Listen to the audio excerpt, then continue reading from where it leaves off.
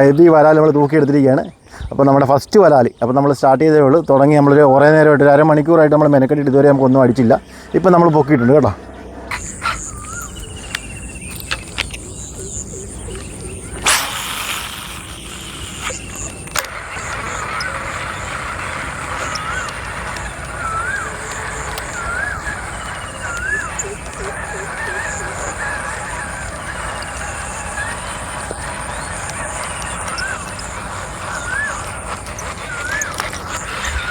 അപ്പോൾ നമ്മുടെ ആദ്യത്തെ നമ്മുടെ സാധനം പൊങ്ങിയിട്ടുണ്ട്.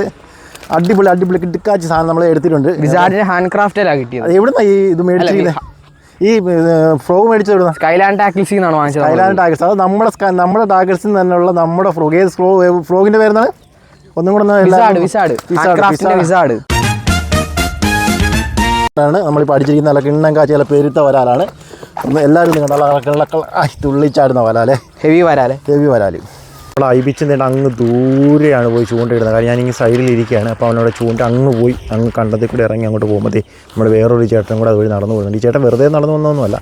ഈ ചേട്ടൻ മീനിൻ്റെ തക്കവും തായോ അറിയാൻ വേണ്ടി വന്നതാണ്. ഈ തക്കവും തായോ അറിയാമെന്ന് പറഞ്ഞു കഴിഞ്ഞാൽ ഈ രാവിലെ മീൻ എവിടെയുണ്ടെന്ന് ഇവർക്ക് നോക്കുമ്പോൾ അറിയാൻ പറ്റും. കാരണം ചേട്ടനെ ശ്രദ്ധിച്ച് നമുക്ക് സൂം ചെയ്ത് നോക്കാം. ചേട്ടനെ വീക്ഷിക്കുന്നതാണ്. കാര്യം ചേട്ടൻ ശരിക്കും ഈ സൈഡിൽ വല വയ്ക്കാൻ വേണ്ടി വന്നതാണ്. നല്ലൊരു പാടമാണ്. പാടത്താണ് നമ്മൾ പാടത്തിൻ്റെ ചാലിലാണ് നമ്മളിപ്പോൾ എറിയുന്നത്.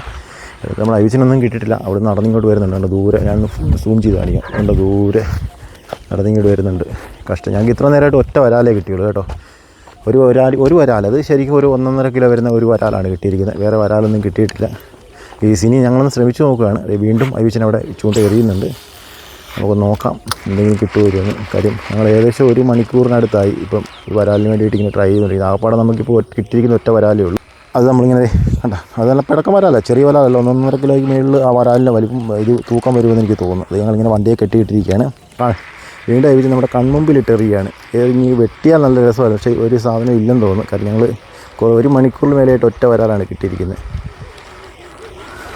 അവസാനിപ്പിക്കുകയാണ്. നമ്മുടെ വരാലിനെ തിരിച്ച് നമ്മളെടുത്ത് അതിനകത്ത് ഇടുകയാണ്. കാര്യം നമ്മൾ രാവിലെ പോയി ഏകദേശം നമ്മൾ പണ്ടാരക്കുള ഭാഗത്താണ് പോയിട്ട് 2 വരാലെന്ന് പറഞ്ഞാൽ ഏകദേശം നല്ല വരാലാണ്. ഏകദേശം 1.5 കിലോയ്ക്ക് മേളിൽ വലിപ്പമുള്ള വരാലാണ്. അപ്പോൾ ആ വരാൽ നമ്മൾ പിടിച്ചിപ്പം രണ്ടും കൂടെ എനിക്ക് 3 കിലോ 3.5 കിലോ 3 കിലോ എങ്ങനെ കളിച്ചാലും ഉണ്ട് അല്ലേ?